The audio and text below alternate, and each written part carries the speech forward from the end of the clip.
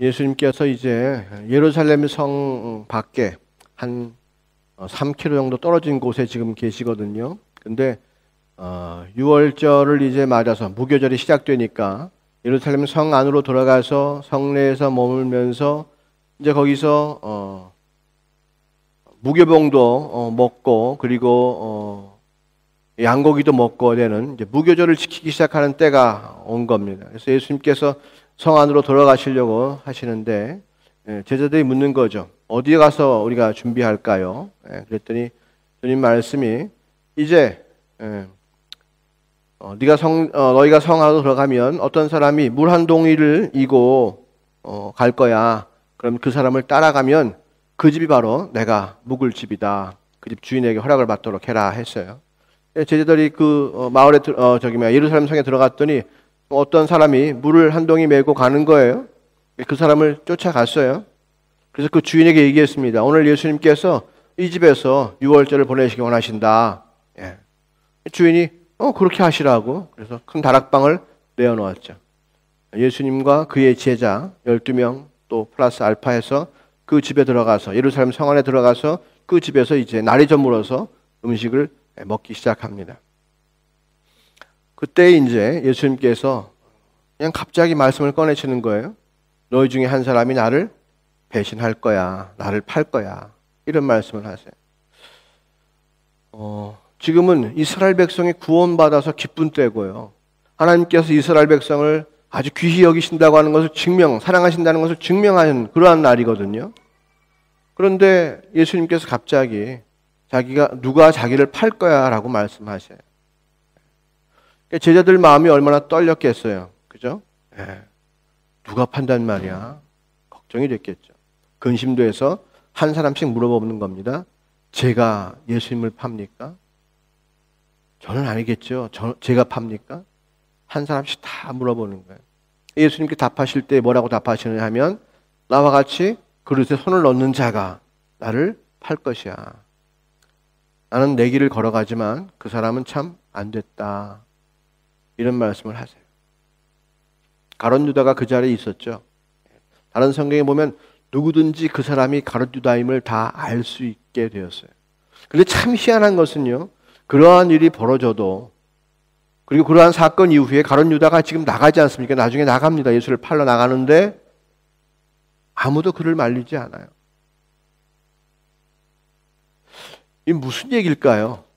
지금 예수님께서 누가 날 팔 거야 그랬으면 지금 모든 화제가 누가 나를 팔 거야. 예수님을 누가 판대.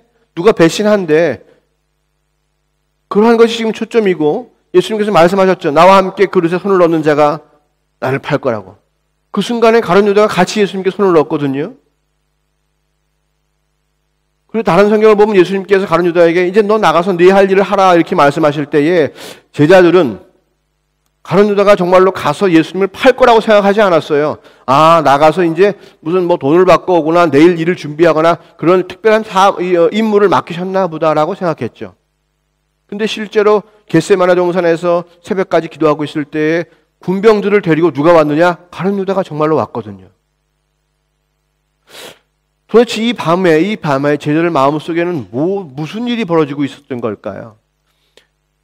물론 예수님께서 성경 말씀을 이루시기 위해서 한 말씀 한 말씀 하실 때마다 그 사건이 이루어지고 예수님께서는 물론 자기 길을 걸어가시는 분이세요. 아버지께서 맡겨놓은 그 길을 십자가 지는 그 길을 전혀 거부하지 아니하고 걸어가신단 말이에요. 그런데 도대체 제자들 마음속에는 그 순간에 무슨 일이 벌어졌겠느냐 말이에요. 3년이나 같이 다녔어요. 그리고 예수님이 하시는 많은 일들을 보았어요. 병 고치는 일도 보았어요. 그죠? 귀신 쫓아내는 일도 보았습니다. 서기관과 바리새인들이 구약 말씀 가지고 예수님께 꼼짝 못하는 그 예수님의 놀라운 지혜도 보셨습니다. 변화산에서 변화되는 모습도 보았어요. 아니 예수님께서 하나님의 아들이 이 땅 가운데 오셔서 보여줄 수 있는 건 다 보여주었습니다. 그런데 아직 이들의 마음속에는 예수님을 온전히 믿고 의지하는 마음이 없어요. 예수님께서 너희 중에 하나가 나를 팔 거야 라고 말씀하셨을 때에 누구도 자기는 아닙니다 라고 굳은 믿음 가지고 딱 자리를 붙잡은 사람은 아무도 없어요. 성경이 말하기를 다 돌아가면서 물었다 그래요. 내니까? 내가 당신을 배신하는 사람입니까? 이 얘기는 뭘 말하냐 하면요, 저들 마음속에 확신이 없었다는 거죠. 이 예수님을 끝까지 쫓아야 되느냐 말아야 되느냐 분명한 확신이 없었다는 거예요.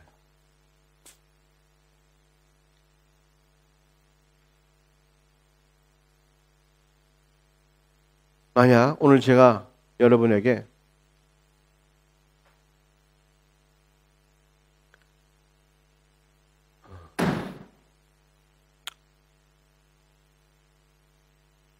누군가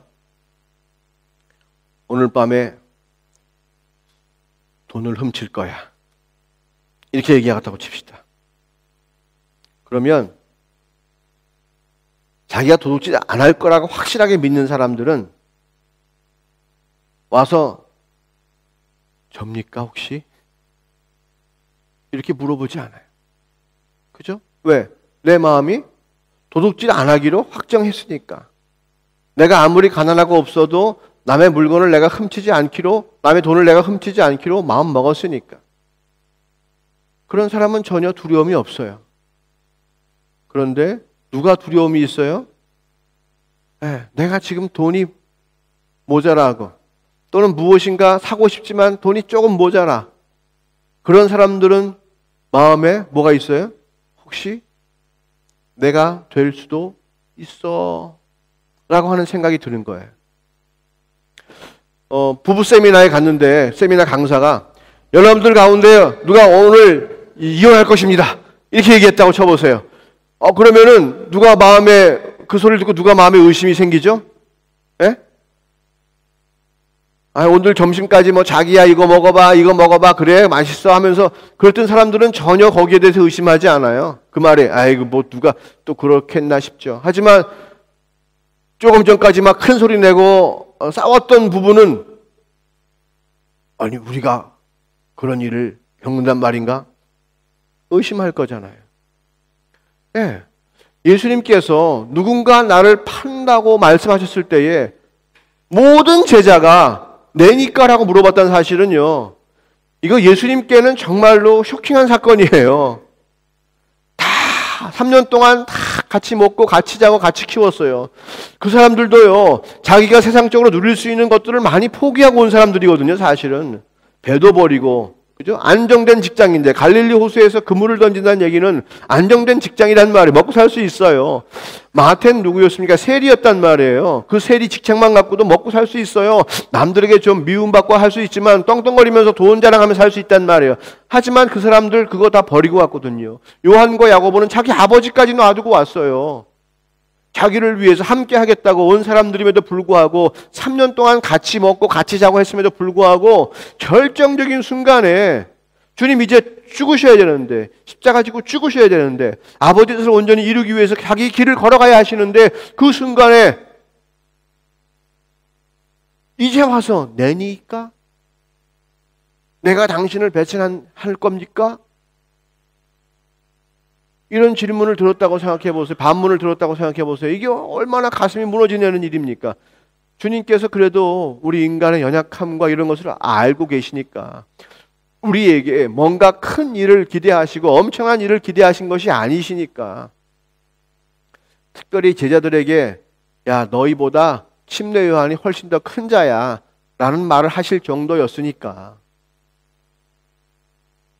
근데 지금 이 안타까운 것은 제자들이 정말 입술로라도 베드로처럼 입술로라도 나는 주님을 절대로 부인하지 않습니다 라고 큰 소리 쳤으면 좋겠었어. 근데 그런 사람도 없이 와가지고 하는 얘기가 내가 당신을 배신할 건가요? 이렇게 묻는다면 이게 얼마나 답답한 일이 아닐 수가 없어요. 너무 속상하지 않겠어요?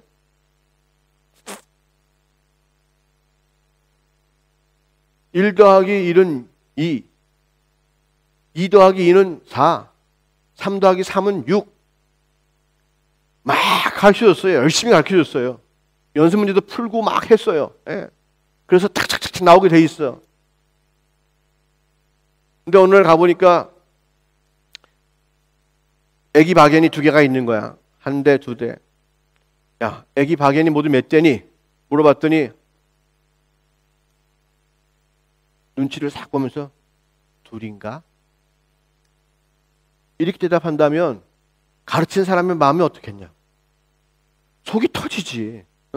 1 더하기 1은 2라고 그렇게 가르쳐줬는데 중요한 실전에 와가지고 애기 박연 사과 하나 더하기 사과 하나 모두 사과 몇 개 있어? 물었더니 한참 생각하고 한참 눈치를 보더니 2인가? 아니 그럴 때 시원하게 2이에요. 딱 얘기해버리면 얼마나 마음이 개운할 거야. 근데 제자들은 지금 그런 상황이 아니란 말이에요. 내니까 답답하지 않아요?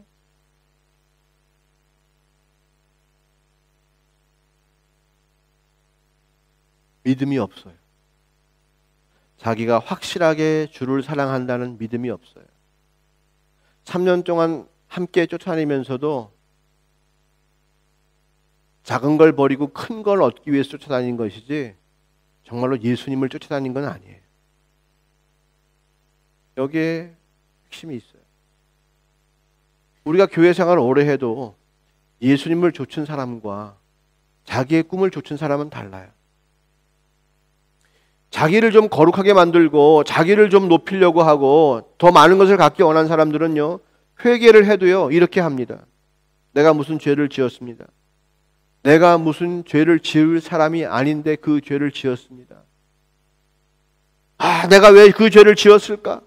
내가 지금까지 이렇게 종교 생활을 열심히 하고 왔는데 내가 왜 이 죄를 지었을까? 이거는 자기에 대한 스스로 후회고 회한이고 참회지, 그 죄를 보시고 하나님께서 어떻게 생각하시는지를 고려하는 사람은 아니에요. 그러니까 자기가 이런 실수를 했고 자기가 이런 죄를 범한 것이 너무나 억울하고 분했을 뿐이지, 그 죄를 보시고 하나님께서 얼마나 마음을 애태우시는가, 그거를 보는 사람이 아니란 말이에요. 그러니까 우리가 무슨 일을 하든지 그 일의 중심과 관심과 초점은 하나님께 반드시 꼭 맞춰져 있어야 되는 거예요. 내가 죄를 졌기 때문에 하나님께서 얼마나 안타까워하실까, 하나님 얼마나 속상하실까, 얼마나 슬프실까. 내가 정말로 그 하나님 때문에 내가 이 죄를 다시는 져서는 안 되는데 주님 나를 용서해 주세요. 그 피로 나를 씻어주세요. 죄 때문에 하나님과의 관계가 회복되고 죄로 말미암아서 주님께 내가 더 가까이 갈 수 있는 기회가 되는 거예요. 그게 참회예요. 무엇을 하든지 간에 하나님과의 관계 속에서 그 문제를 해결하는 것이 내가 믿는 거예요.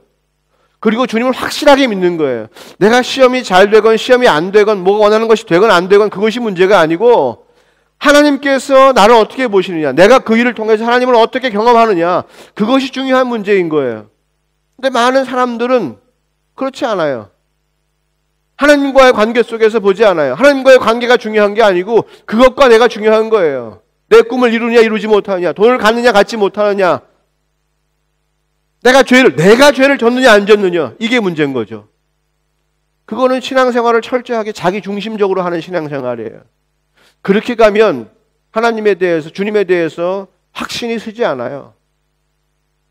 마지막 순간에 의심하게 되고요. 내가 감당할 수 없는 문제가 오면 주를 의지하지 못하게 되는 거예요. 그게 의심이잖아요. 1 더하기 1 뭐야? 딱 물어봤는데 바로 안 나오는 거예요. 바로.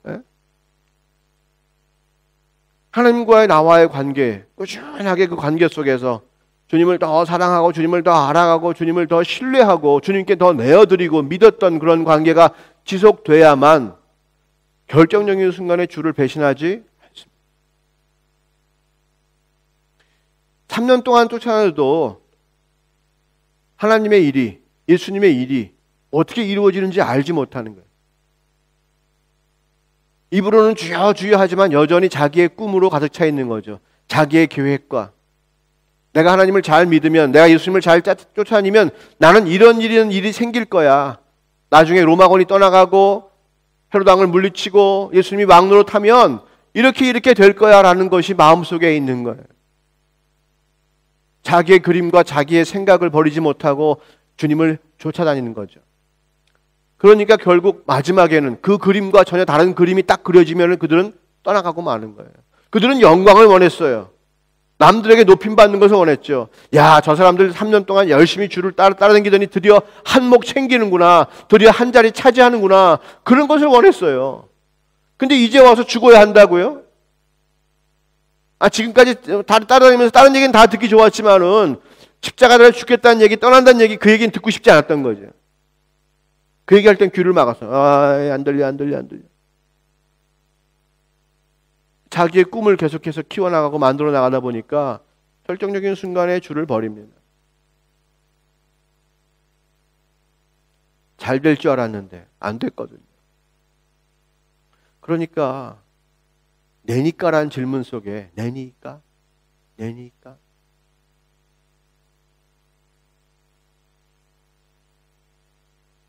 우리 마음속에 한번 보세요. 나는 주를 정말로 배신하지 않겠습니다 라고 하는 그런 마음에 정말로 확신이 있으세요? 나는 어떠한 일이 있어도 나는 주님을 배신하지 않겠습니다. 오늘 예배가 더워서 많이 안 나오실 줄 알았는데 여러분들 믿음이 더위를 이기시는 믿음이네.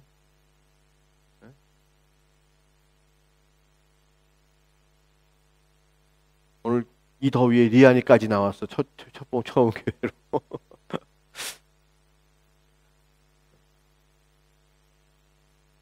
우리가 정말로 내 마음속에 그 순간에 내니까? 내가 꼭 해야 됩니까? 그거? 내가 꼭 십자가를 져야 하나요? 내가 꼭 이 일을 맡아야 됩니까? 남들 다 와서 살짝 예배 보고 가는데 내가 꼭 이렇게 힘든 일을 해야 됩니까? 아니 남들은 그냥 주일 예배로 다 지내고 하는데 꼭 그런 데 가야 됩니까? 예수를 만나 기는데 꼭 내가 가야 됩니까?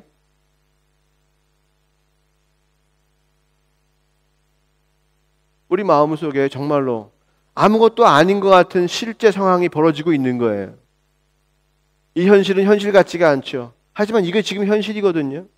내 마음이 주님과의 관계 속에서 지금 이게 현실이에요.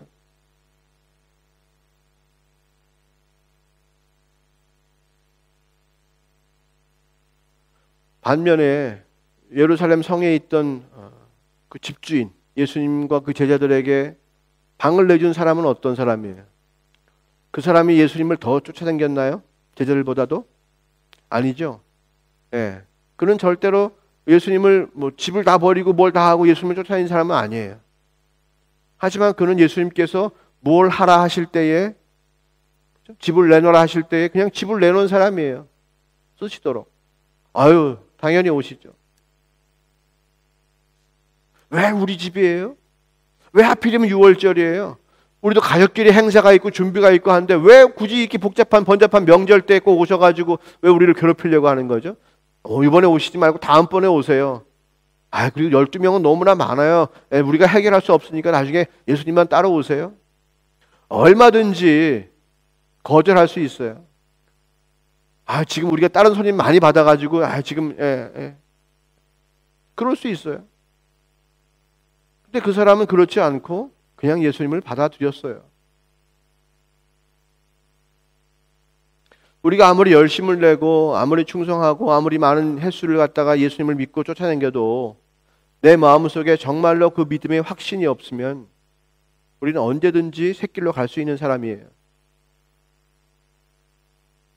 그래서 우리가 매 순간마다 주님의 은혜를 기억하고 감사하지 않으면 안 되는 이유가 거기 있어요. 주님의 마음과 내 마음이 같은지 안 같은지를 자꾸 물어볼 필요가 있는 거예요. 왜 우리가 찬양을 하고 늘 고백을 해야 되죠? 우리가 항상 흔들릴 수 있기 때문에 그런 거예요. 그걸 인정해야 됩니다.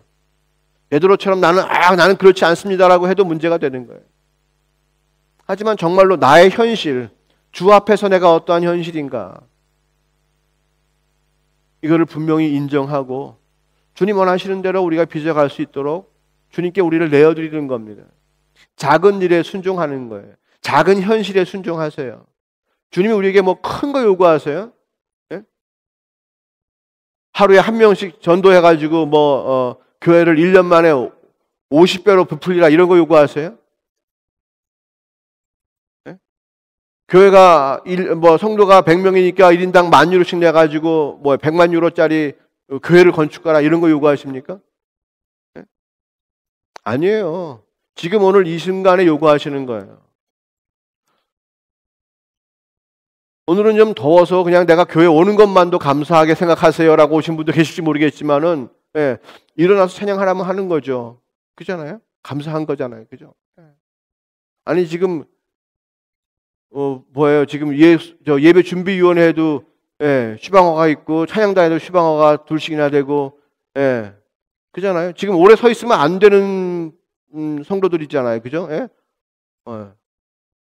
이 더위에 집에서 오히려 쉬는 것이 더 좋을 수도 있어요. 그런데 하지만 하나님께 찬양하고 나오잖아요. 그게 무슨 특별한 열심이 있는 거예요? 그죠? 예. 늘 그 순간순간마다 하나님을 향한 나의 마음을 확인하는 거예요. 왜 예배 나오느라고 자꾸 귀찮게 잔소리하죠? 왜 자꾸 예배 나오라고 잔소리합니까? 분명히 여러분 마음속에 예배 나와야 마음이 있어요, 없어요? 예배 나가야 한다는 그런 부담이 있어요, 없어요? 있지요. 그게 하나님께서 여러분을 부르시는 거잖아요. 근데 어떻게 해요? 대부분 경우엔 그 마음을 그냥 눌러버리고 말죠. 오늘은 더우니까, 오늘은 배고프니까, 내일은 시험이니까, 누가 안 나가니까, 계속해서 그런 걸로 눌러버리잖아요. 그러면서 마음의 소원은 뭐예요? 나는 성령님의 음성을 듣고 싶다고 하는 것이 그런 고백이잖아요. 지금 분명히 성령님께서 말씀해 주셨잖아요. 예배 나오라고 부담을 주셨잖아요. 예배 나오는 것이 마귀 소리예요? 하나님 음성이에요?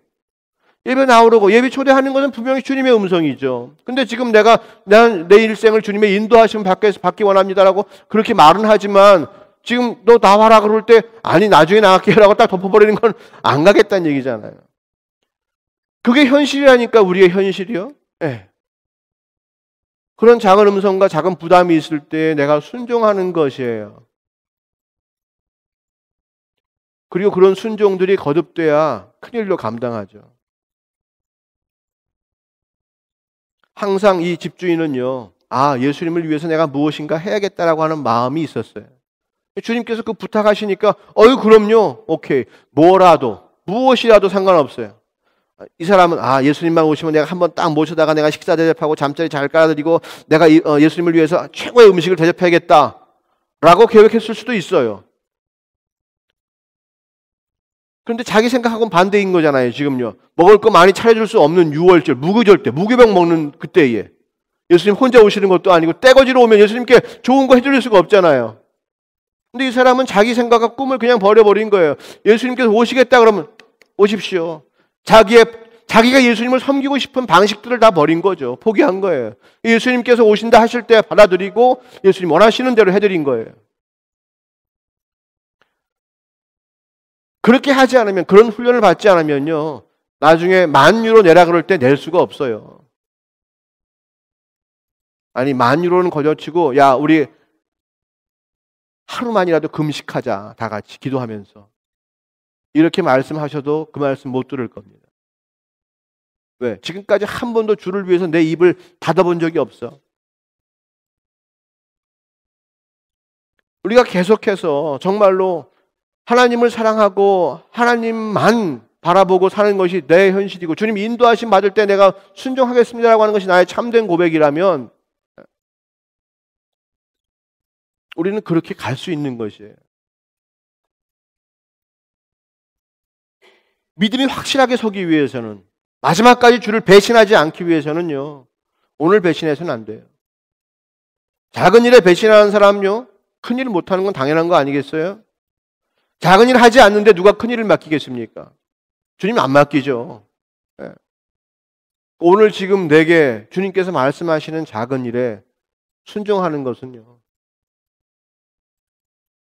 마지막 때에 힘들고 어려운 이 종말의 때에 주를 배신하지 않는 그죠? 그 믿음을 갖는 거예요. 주님 다시 오시면 많은 사람들이 어떻게 되겠습니까? 들림 받겠죠. 하지만 예수를 믿는다고 하는 많은 사람들도 땅에 남을 거예요. 그 사람들은 환난을 이겨야 됩니다. 그죠? 환난을 이겨야 되는 거예요. 환난이 어떤 환난입니까? 예수를 부인하게 하는 환난이잖아요. 못 살게 하고요. 그죠? 핍박하고요. 잡아 죽이고요. 예. 그러한 순간에까지 정말로 내가 입술을 열어서 주를 찬양하고 주님만이 나의 영원한 주인이라고 고백할 수 있으려면요. 어지간히 해서는 안 돼요. 아직 법률로 정해진 건 아니지만은 독일 의회에서 토론되고 있는 안건 중에 하나가 모든 가정에 3개월씩 비상식량을 비축하도록 하는 것을 법적으로 정하는 것을 지금 토론하고 있대요. 그 얘기는 뭐냐 하면 세상이 살기가 어렵고 힘들다는 거죠. 재난이 많이 생길 수 있다는 것을 다 지금 과학적으로 증명이 됐기 때문에 경험상 지금 보았기 때문에 그런 일들을 행하는 거예요. 물건이 많이 안 팔려서 그럴 수도 있어요. 하지만 그만큼 세상 사람들도 지금 경계하고 마지막 때를 대비하려고 애를 쓰고 있어요. 우리 믿는 사람들이요, 정신을 차려야 됩니다. 지금 내가 어떠한 길을 걸어가고 있는가? 내가 과연 나이가 70될 때까지 80될 때까지 살 수 있을까? 이것도 굉장한 의문인 거예요. 막연하게 우리가 그걸 믿고 살 것은 절대로 아닌 거예요. 내일 설령 주님께서 오시고 금방 곧 이 세상이 망한다 할지라도 내가 어떻게 끝까지 내가 주님과 함께 영생을 누릴 수 있을까라고 하는 것에 대한 준비를 내가 계속 해둬야 되는 것입니다. 우리가 정말 마지막 때까지 변치 않는 사랑으로, 변치 않는 믿음으로 주를 찬양하기 위해서 우리는 오늘의 우리에게 주시는 작은 말씀을 붙잡고 승리할 줄 알아야 합니다. 그 길 말고는 다른 길이 없지요. 예수님은요, 자기를 그렇게 따른다고, 그죠? 뭐 해주고, 자기에게 뭐 해주고, 그런 사람들이 자기를 하나도 따르지 않는 그러한 상황에 봉착했어요. 이 제자들만큼은 뭔가 좀 잘 되겠지. 이 제자들만큼은 뭔가를 나를 따라주겠지. 인간 같으면 그런 기대를 할 수 있을 거 아니에요. 그런데 예수님은 아무도 지금 자기를 알아주지 않아요. 누구도 믿을 사람이 없는 거예요. 다 와서 내니까? 내가 당신을 배신하는 사람입니까? 이것만 물어볼 줄 알지 정말로 다른 걸 할 수 있지 않아요. 그럼에도 불구하고 예수님은 지금 어떻게 하십니까? 자기의 길을 걸어가고 계세요. 자매님들께 내가 물어볼게요. 예수님처럼 그렇게 자기의 길을 묵묵히 걸어가시는 분이 아름다워요? 아니면 먹을 것을 많이 챙기지만 제자처럼 흔들리는 사람들이 좋아요? 네? 어떤 사람을 남편으로 맞이하고 싶어요? 자기의 길을 쫙 멋있게 걸어가는 사람이 멋있잖아요. 그죠? 그런 사람을 위해 자기 인생을 헌신하고 드리고 싶죠? 네. 우리의 삶 가운데 내 마음속에 중심은 바라보고 있는 것이 있어요. 내 중심은 기대하는 것이 있어요.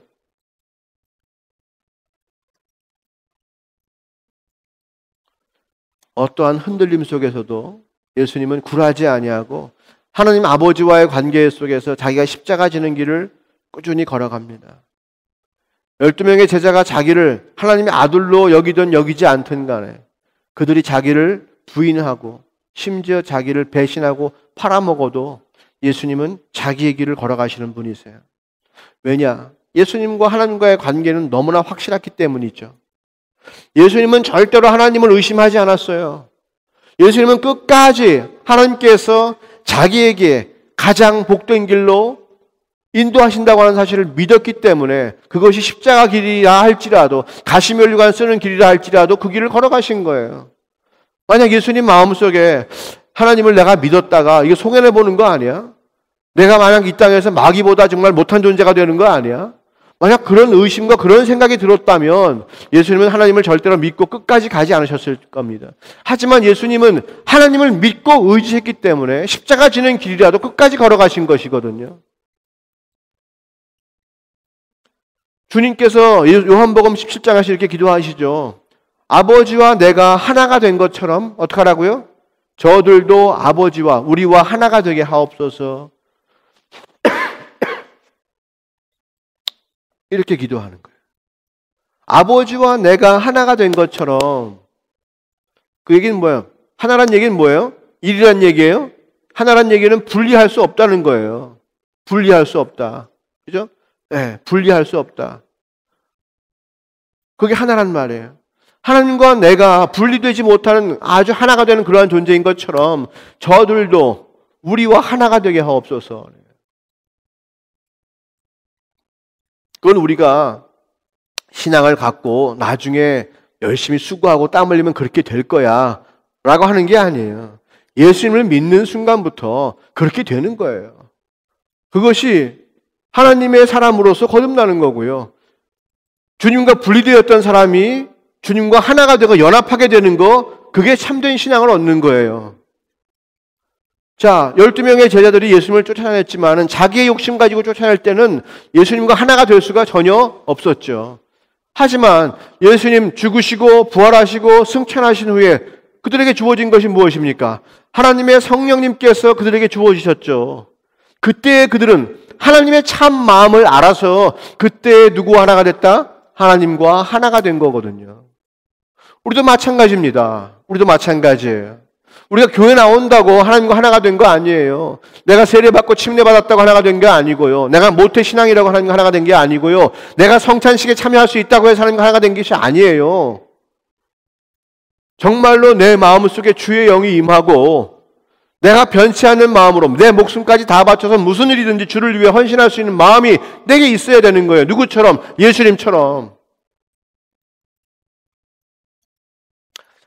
하나님이 원하시는 것은 그거예요.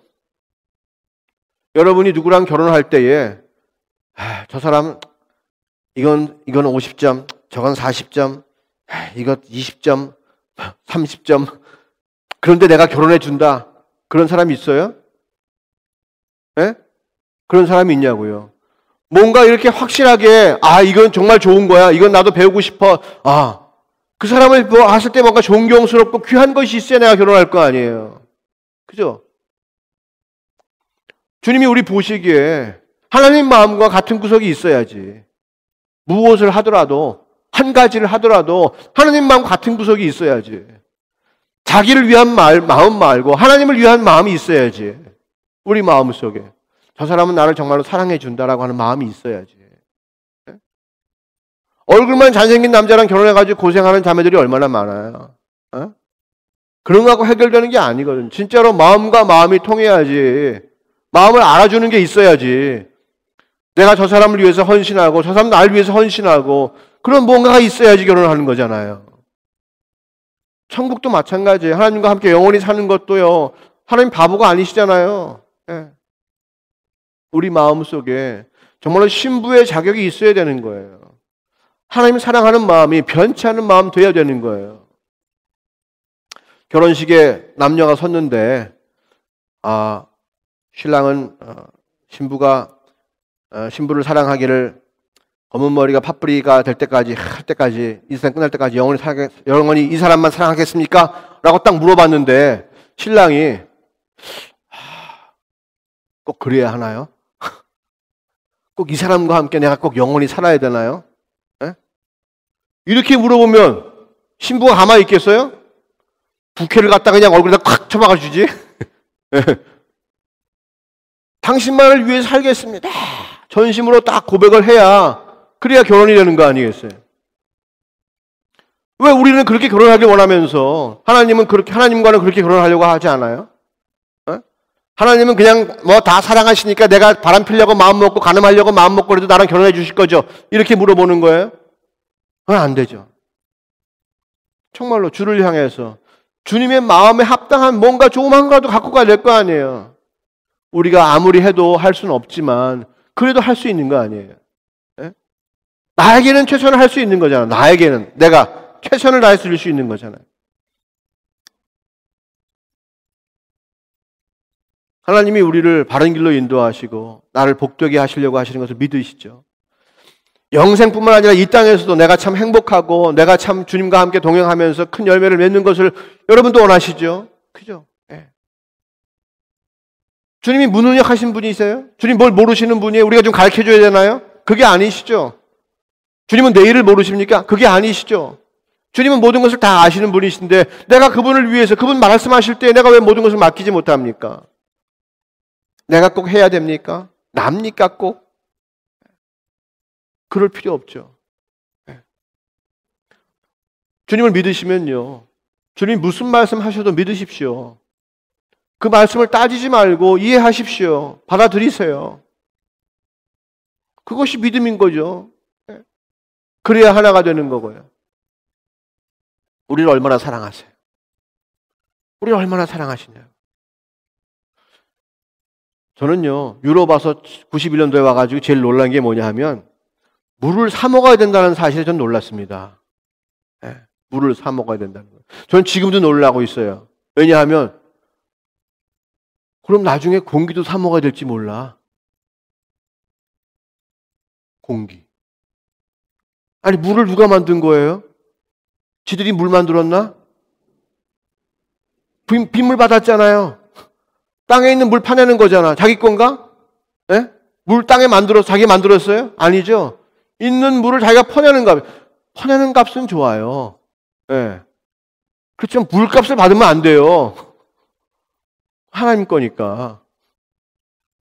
공기도 마찬가지예요. 공기도 이거 나중에 분명히 이거 빚값 받을지도 몰라. 지금 실컷 받아주세요. 네. 무슨 이야기를 하려고 물값을 꺼냈지? 네. 하나님이 다 하나님 거예요. 다 하나님 거예요. 우리는 그분께 맡기고 드리고 그냥 다 하나님 것이라고 생각하고 나가는 거예요. 지금 우리의 현실은 지금 하나님의 다스리심 가운데 있는 것이 우리의 현실이에요. 하나님이 지금 나의 마음을 보시는 것이 현실이에요. 그렇다고 그러시잖아요.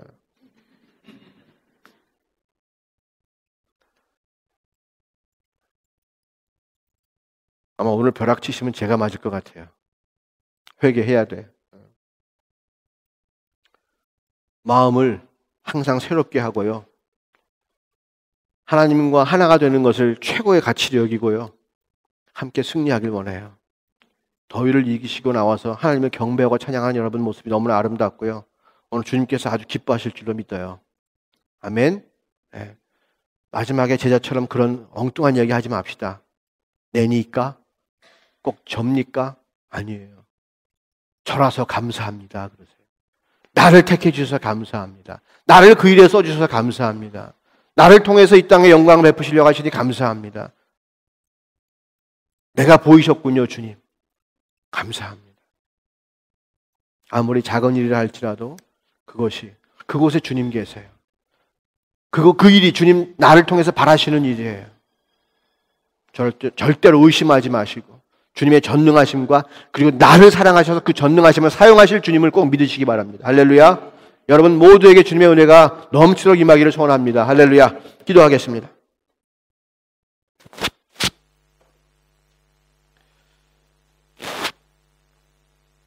주님, 큰 성 이스라엘 예루살렘 성 안에 주님께서 거하시겠다라고 마음 먹으시면 주님 그곳에 거하실 수가 있었습니다. 주님께서 예비하신 귀한 일꾼들이 그곳에 있었고 주님은 그 집들을 통해서 그 사람들을 통해서 아버지의 뜻을 온전히 이룰 수가 있었습니다. 주님께서 내 가운데에 임하시려고 하시면서 나를 부르실 때에 나도 오늘 이 집주인과 같이 내 마음을 활짝 열고 주님 맞이하기를 원합니다. 내 생각과 내 뜻을 고집하지 않게 하옵시고 주님께서 원하시는 길 성경을 통해서 내게 말씀하시고 설교를 통해서 말씀하시고 교회를 통해서 말씀하시는 그 일에 내가 순종하게 하옵소서. 내 생각을 접어놓고 주의 뜻을 구하며 주님의 소원을 이루어가는 내가 되게 하옵소서. 주님께서 원하신다면 내 마음뿐만 아니라 내 삶과 내가 가진 모든 시간과 물질과 재능도 다 주께 내어드리기로 마음먹었습니다. 주님, 우리를 불쌍히 여겨주시고 우리를 귀하게 여겨주시고 주님 뜻을 위해서, 이 땅의 불쌍한 영혼들을 위해서 우리가 마음껏 쓰임받게 도와주시옵소서. 예수님께서 아버지와 하나가 되신 것과 마찬가지로 우리도 온전히 아버지와 하나가 되기 원합니다. 예수님의 기도가 우리를 통해서 온전히 응답되었음을 이 시간 고백하고 나아갑니다. 내가 마음을 주께 드리오니 주님 받아주시고 하나가 하나로 삼아 주시옵소서. 온전히 연합되게 도와주시옵소서. 악하고 더러운 의심은 나사렛 예수의 이름으로 명하노니 떠날지어다. 온전한 믿음을 가지고 아버지와 함께 동행하시며 이 땅에서 아버지의 뜻을 이루신 예수님을 찬양합니다. 예수님을 온전히 아버지께 순종케 하시고 믿음 가지고 나가게 하신 그 성령님께서, 동일한 성령님께서 오늘 우리에게 임하실 줄로 믿습니다. 예수님의 삶을 인도하신 그 영이 오늘 우리의 삶을 인도할 줄로 믿습니다. 거룩하신 성령님이여, 바이마르 교회 성도님들 한 사람 한 사람 심령 가운데 깊이 역사하시고 저들을 주장하시고 저들을 순종케 하시고 아버지의 뜻을 이루는데 저들이 귀하게 쓰임받게 도와 주시옵소서. 주님, 복된 길을 걷게 하옵시고 우리 모두가 믿음 안에서 하나가 되게 도와 주시옵소서. 덥고 답답한 이 땅 가운데에 비를 주셔서 시원케 하신 것처럼 갈급한 내 심령 가운데 오늘 말씀을 통해서 은혜 주신 것 감사합니다. 늘 의심 가운데 흔들렸으나 이제 마음을 결단하고 주께로 내 마음을 확정시키고 우정시켰습니다. 성령님 말씀하시면 거절하지 않겠습니다. 예배 나오라는 그 부담 나에게 말씀하시면 거절하지 않겠습니다. 주님께서 쓰시겠다 하면 무엇인지 내놓을 수 있는 마음에 준비를 하겠습니다. 주님, 말씀하여 주시고 주의 뜻대로 온전히 사용하여 주시옵소서. 오늘 결단한 일꾼들을 축복하옵시고 저들에게 새 길을 열어주시옵소서. 새 삶을 열어주시옵소서. 하늘문을 여시고 은혜 풀어주시옵소서. 우리의 결단이 헛되지 않게 하옵시고 주님 안에서 온전한 열매를 거두게 하여 주시옵소서. 감사합니다. 모든 말씀 예수님의 이름으로 기도하였습니다.